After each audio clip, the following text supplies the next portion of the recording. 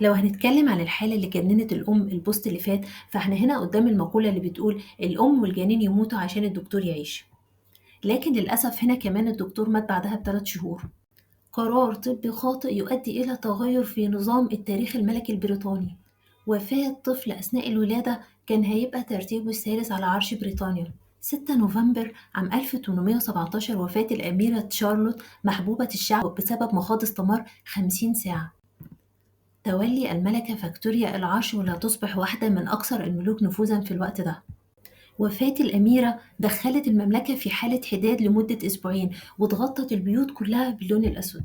في الوقت ده كان اللوم كله على البروفيسور ريتشارد كروفت اللي الشعب كله كان بيلومه بسبب عدم تدخله الصحيح وقت الولادة. دخل في حالة اكتئاب شديدة جدا ومات بعدها ب3 شهور.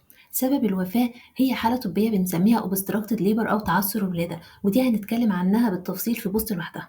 وحتى التاريخ بيبين لنا أهمية تحديد ميعاد الولادة والتعامل المناسب مع أي مضاعفات واردة. وعشان كده لو وصلتكم المعلومة بالشكل المناسب اعملوا لي فولو عشان أشارك معاكم المعلومة وتشاركوني استفساراتكم سواء هنا على الصفحة أو في العيادة.